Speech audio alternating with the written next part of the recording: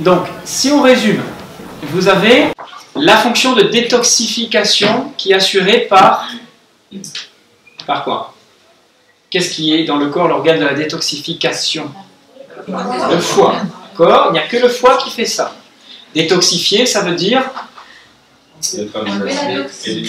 neutraliser, éliminer. Voilà, non. Neutraliser, d'abord neutraliser surtout les molécules agressives pour le corps. Ok? Et vraiment les molécules toxiques. Hein? Donc elles vont être neutralisées par les cytochromes, les deux phases enzymatiques, plus une troisième qui rend hydrosolubles ces produits. Et ensuite, ces produits-là, ils vont où?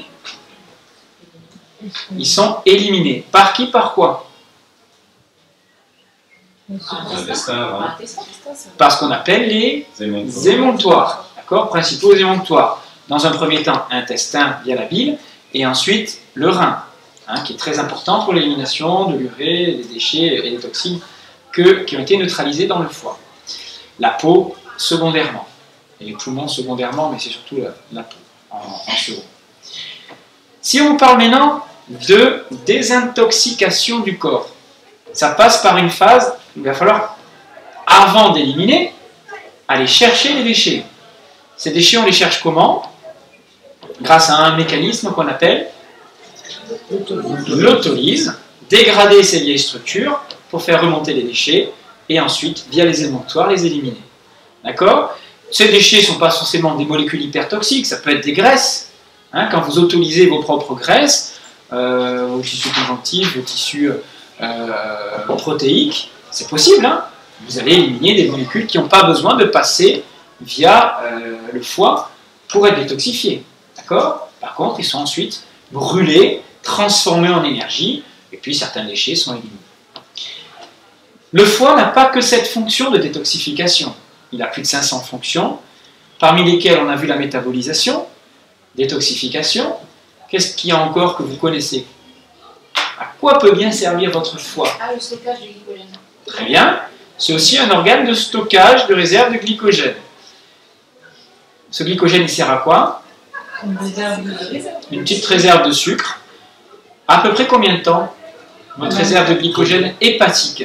Si vous ne mangez pas, par exemple, vous ne faites plus rien, voilà, on va dire c'est entre 24 heures, mais on compte un peu plus si on compte tout le glycogène musculaire. Il y a plus de glycogène dans votre muscle, dans vos muscles, que dans le foie.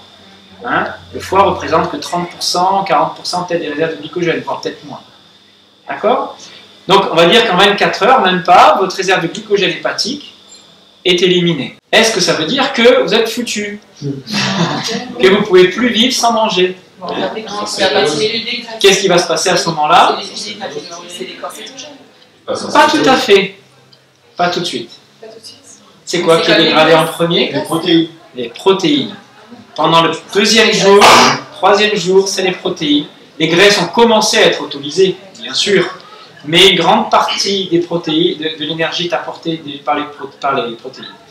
Mais très vite, le relais est pris par les graisses et c'est 98% d'énergie ensuite. D'accord? Au bout de 2-3 jours, 3 jours, c'est plus que les graisses. 4 jours. D'accord? C'est pour ça que la phase de transition dans un jeûne, c'est les 4 premiers jours, 4-5 premiers jours, c'est la plus difficile. Après, ça roule. Mais c'est toute la phase d'acidocétose, hein, transition, qui est un peu pénible. Est-ce qu'on peut aider à l'élimination? Alors quand je parle de déstockage, on est bien d'accord d'aller chercher dans la détoxification du corps. Comment faire pour aider ces processus-là? Est-ce que c'est possible? Non. Le foie est Alors il faut juste s'assurer déjà que son foie, il y a tous les nutriments nécessaires pour assumer les phases enzymatiques qui permettent la détoxification. Donc on imagine qu'on n'est pas carencé vu nos réserves, parce que vous savez que vous avez aussi des réserves de nutriments dans vos tissus en stock, qui peuvent être libérés. Hein. Vu notre mode de vie, on est difficilement carencé, sauf si vraiment vous avez une alimentation, que vous êtes sportif de haut niveau, plus que vous êtes très stressé, que vous vivez dans un environnement polluant, etc., etc. Donc, comment faire? Est-ce qu'on peut stimuler l'élimination? On imagine qu'on n'est pas carencé. Hein. Comment faire pour stimuler l'élimination? Alors, si je donne des plantes comme le radis noir, etc. Qu'est-ce qui va se passer? Là, ça va vite stimuler ce que le foie a déjà Voilà. en lui. Voilà. On va donner une plante dite cholagogue, hein, amère, qui va stimuler les sécrétions de bile. Ça va ne faire qu'augmenter la fabrication de bile ou la stimulation de la vésicule biliaire pour éliminer la bile. Qu'est-ce qui va se passer à ce moment-là? Vous n'éliminez pas. Enfin, vous éliminez, mais vous ne détoxifiez pas plus le corps. Vous ne faites qu'éliminer, stimuler la fabrication de bile, c'est-à-dire d'éléments qui seraient de toute façon auraient fini par sortir. Mais, attention, si vous êtes dans une phase détox, que vous avez fait du jeûne, que vous avez limité vos apports alimentaires, que vous allez produire pas mal de déchets, quand même. Cherchez à déstocker tout ça. Donc derrière, un petit coup de pouce, pour finir de sortir tout ça, peut être utile. Mais attention, vous ne pouvez pas aider à mieux détoxifier votre foie. On ne peut pas faire ça. C'est pas possible. Le corps fait exactement ce qu'il a à faire. Donc son énergie vitale, son cerveau lui dit exactement ce qu'il a à faire. On peut éliminer un peu plus de bile, ok, on va lui donner un petit coup de pouce, mais de toute façon, ça aurait été fait. D'accord? On peut désengorger un peu à un moment donné quand même, ça peut être utile, vous verrez. Il y a des moments où c'est bien. D'accord? Bon, ça remet en cause que tu regardes un peu les vidéos de Casasnovas, quand il dit voilà, j'ai des jus détox, c'est du pipeau en fait. On ne peut pas détoxifier un corps avec il revient en arrière, il a expliqué dans une vidéo récente que ce que je vous ai montré là, c'était du pipeau. C'est faux. Maintenant, il revient en arrière dans cette notion-là, tu as raison, on comprend. Mais tous les naturopathes, dans un sens, parce qu'ils pensaient qu'on pouvait éliminer davantage. Mais les hygiénistes le disaient depuis 100 ans, ça. C'est-à-dire qu'on ne peut pas faire plus que ce que le corps est capable de faire normalement. Nous, tout ce qu'on va faire en tant que naturopathe, c'est quoi? C'est redonner au corps l'énergie et les moyens de faire son travail. C'est tout. Mais on verra qu'à un moment donné, une plante peut quand même être utile. Ok? On verra pourquoi, à quel moment. Maintenant, quelles sont les autres fonctions du foie? Il y en a 500. Allez, j'en veux 3-4 d'importantes qu'il faut que vous connaissiez. Pardon? C'est un dépuratif sanguin, hein, donc c'est son travail hein, de prendre tout ce qui est toxique dans le corps. Hein. Alcool, fonction de neutralisation de l'alcool. Vous avez une hormone, ADH, qui est capable de neutraliser des quantités d'alcool dans le corps. Vous avez compris qu'on n'est pas tous égaux. Certains vont être capables de neutraliser une certaine quantité d'alcool parce qu'ils ont un foie super performant, mais ça s'entraîne, hein, vous savez. Le foie a une très grande capacité. Je vous assure que je ne rigole pas, que vous avez une capacité d'adaptation de votre corps à métaboliser l'alcool comme tout le reste. Et si vous commencez à vous entraîner très jeune, et bien plus tard, vous aurez un foie très performant pour bien métaboliser l'alcool. Alors bien sûr, il sera un peu plus gros, un peu plus fibrosé en vieillissant, mais vous aurez un litre d'alcool pur et vous ne serez même pas bourré. Parce que vous aurez métabolisé l'alcool et qu'il il va moins agresser les cellules nerveuses. Vous savez que cette fonction-là, les Indiens ne l'avaient pas. Et le moindre fond d'alcool pur peut griller leur cerveau. Ça les rend ils deviennent séniles en très peu de temps. Parce qu'ils ne neutralisent pas l'alcool correctement comme nous. Nous, on est de génération en génération, depuis les Gaulois, on boit du vin. Je veux dire, on a toujours consommé de l'alcool. Enfin, toujours. Je parle depuis 2-3 000 ans. Hein. Enfin, 2000 ans. C'est pas mal quand même, 2000 ans d'adaptation. C'est pas beaucoup, mais à l'échelle d'évolution. Mais ces 2000 ans nous ont permis d'avoir quand même une production de capacité neutralisation d'alcool, plus que dans certains peuples d'Amazonie, d'Amérique du Nord, etc. Parce qu'ils ne connaissaient pas l'alcool, eux. Ils ne le connaissent que depuis 100 ans, 200 ans, quand les colons leur ont amené.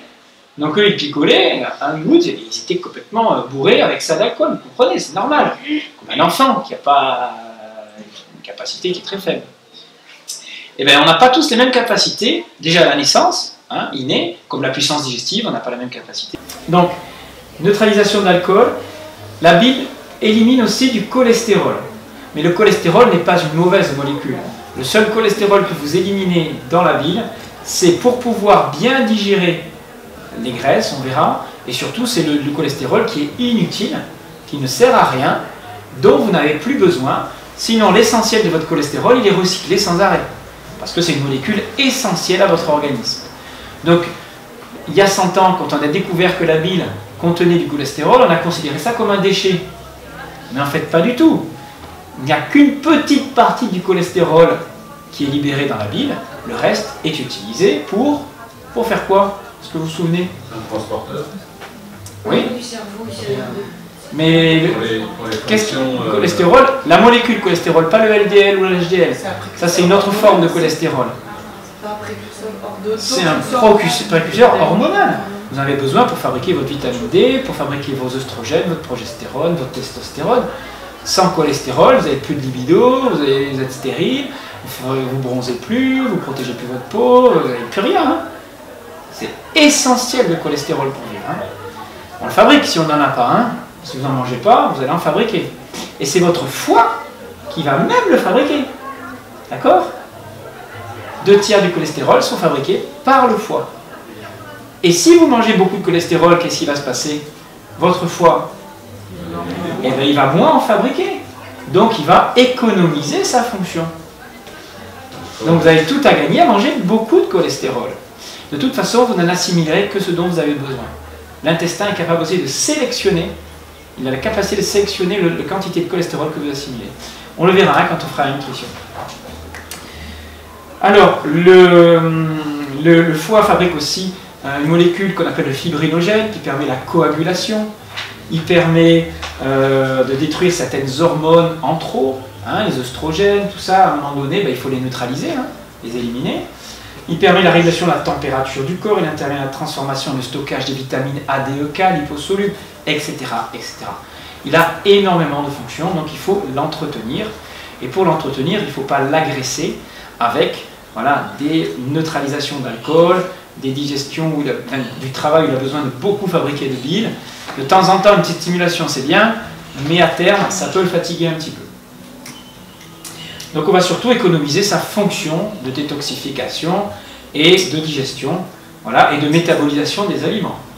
Et on verra que la maladie la plus importante pour lui, c'est de stocker du gras, pas parce que vous lui apportez du gras, mais parce que vous lui apportez du sucre.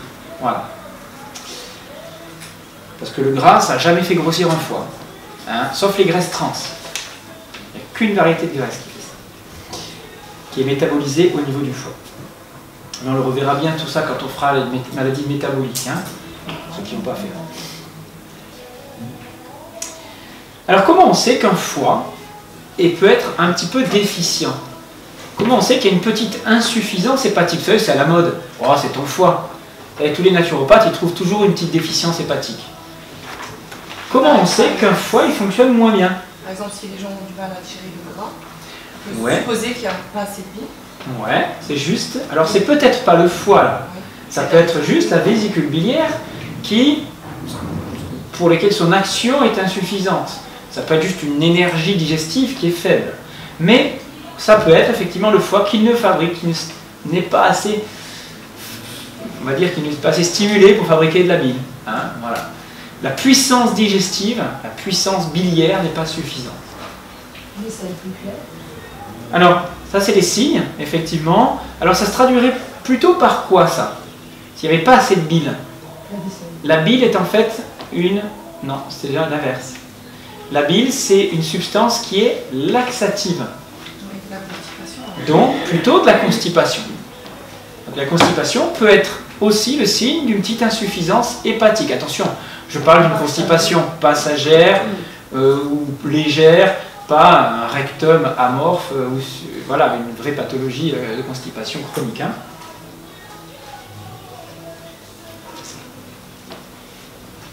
Alors après, en faisant des examens, il y a ce qu'on appelle l'hypertension portable. Vous avez de l'hypertension, et surtout à un niveau, ça se vérifie au niveau médical, mais là c'est le signe que votre foie est fibrosé, il est déjà dans un stade avancé de pathologie. D'accord? Donc ça, il faut bien... C'est pas quelque chose que nous, naturopathes, on peut détecter. On ne va pas détecter une hypertension portable. Mais avant d'en arriver là, au toucher, n'hésitez pas.